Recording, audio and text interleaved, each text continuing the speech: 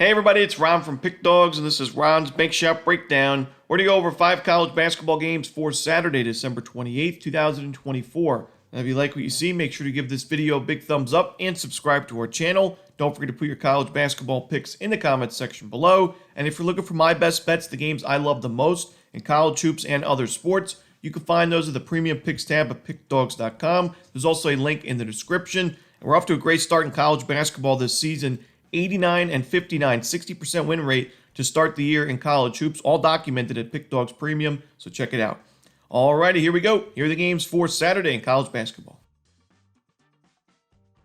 First up, it's Eastern Kentucky and Louisville. This one's going to be 12 p.m. Eastern, an early game. It's going to be on the CW network. Now, last Saturday, we took Louisville, and we took them plus the points against Florida State, and the Cardinals won that game outright by double digits, 90-76. I mentioned, I think this Louisville team is really undervalued right now, underrated. I think they're going to be a team to watch out for in the ACC. They got their first conference win of the season. Now I look for them to put together a blowout win against an inferior opponent in Eastern Kentucky. I think Eastern Kentucky is a solid team, but for me, the fundamentals are where this team struggles, and Louisville should be able to take advantage. I mean, first of all, Eastern Kentucky, one of the weakest defensive rebounding teams in the country. Louisville gets a lot of second chance opportunities. That could be a big problem for the Colonels. On the other side, when you look at in terms of the turnover battle, I think Eastern Kentucky is going to be able to compete there. They do a good job of taking care of the basketball. They force turnovers as well. The problem is that defense, while it forces a lot of turnovers, is quite aggressive. So Eastern Kentucky usually loses the free throw battle in terms of the amount of free throws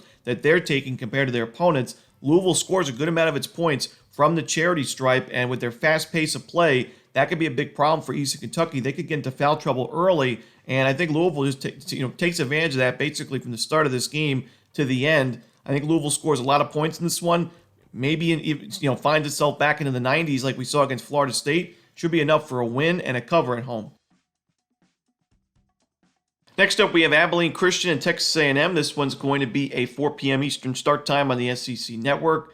A&M's off to a great start this season. They're 10-2 this year, 6-game win streak, and a lot of those wins were big wins over top 100 teams. Creighton, Rutgers, Wake Forest, their rivals in Texas Tech and Purdue.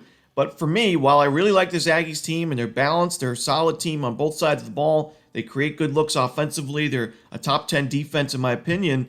This is also a really steep spread, and I honestly think Abilene Christian matches up quite well in this game and what it looks to do. Abilene Christian forces a ton of turnovers. It's not just this season. They're top 20 right now in turnover percentage defensively, but that's been the case. Top 35, top 20 the last few seasons under Brett Tanner. And A&M, they turn the ball over about 18.5% of their possessions. I think ACU gets some fast break opportunities, gets to the free throw line quite a bit as well. Abilene scores a lot of its points from the charity stripe, and A&M has some issues taking some fouls early in games. So I look for Abilene Christian to benefit there. Also, A&M is the best offensive rebounding team in the country. You have to be able to defend the glass when you're playing the Aggies.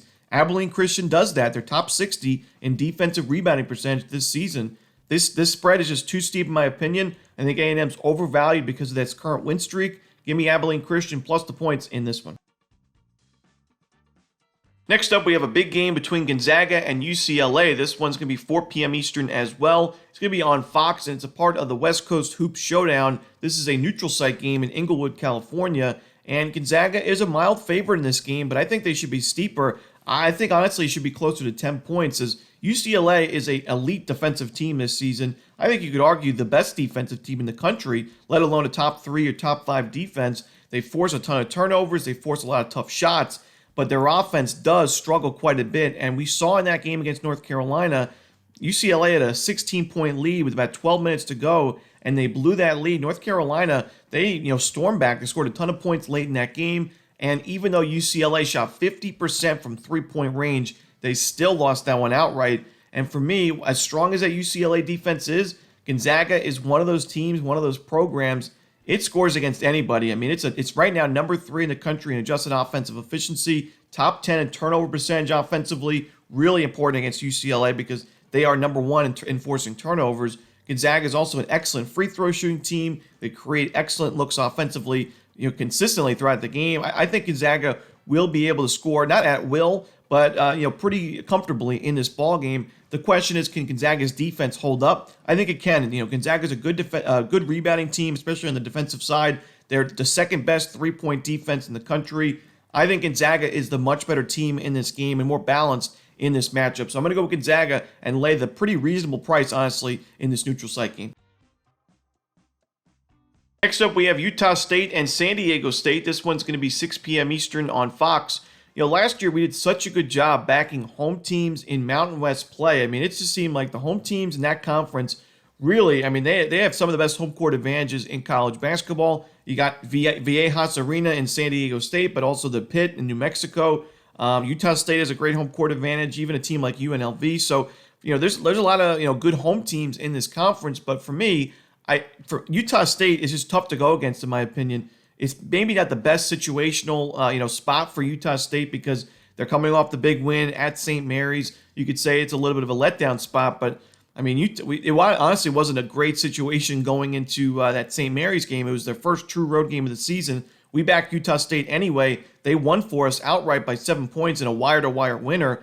I got to go with Utah State again in this game. I think Utah State is severely underrated right now. I think they're a better team in this matchup, and I would argue on both sides of the ball. Even though San Diego State is an excellent defensive team on paper and adjusted defensive efficiency-wise, they're 13th in the country. Their shot quality-wise, San Diego State's not giving up as tough of shots as they used to. I think Utah State's going to be able to score in this one a lot better than Cal did, and I think the Aggies win this one outright. I'm going to go with Utah State plus the points on the money line in this game. Next up, the final game for the Saturday card in college basketball. It's Loyola Marymount and San Francisco. This one 10 p.m. Eastern on ESPN+. I think San Francisco is a very solid team this year. We've backed them a few times. They've done okay for us. I'd say about an even record in the Dons games this year that we've backed them in. But for me, I think Loyola Marymount is tough to go against when they're getting this many points. They're on a 5-game win streak. They're really figuring it out right now, and they have the win over Nevada. Yes, they've not been great in their true road games to start the year, but it's only been 2 games, and at least they have those under their belt. I don't love backing teams in their first true road game of the season, especially at this point in the year, getting into conference play. San Francisco is a very solid team, but I don't think that their offense is strong enough to lay this many points. I mean, I worry about that because this is a team that turns the ball over quite a bit. They're not a great offensive rebounding team. They don't get those second chance opportunities. They're a good shooting team from the field, but 271st in free throw shooting as a team. It's about 68%. Not going to get it done when you're looking to cover the spread late in the game. And if Loyola Marymount is forced to foul, the Dons are not going to be able to cash in on those free throws at a great rate. So for me, Loyola Marymount really improved right now, taking care of the basketball. I think their defense is good enough. They're forcing tough shots. I'd like to see them force some more turnovers, but against San Francisco, I think that's going to be the case. Give me the Lions in this one, plus the points to end the night. And that's it. Those are the games for Saturday in college basketball. Hope you enjoyed this video. If you did, don't forget to hit that like button and subscribe and put those college basketball picks in the comment section below. Again, if you're looking for my best bets, you can find those at Pickdawgz Premium. As always, this is Romanelli. Good luck.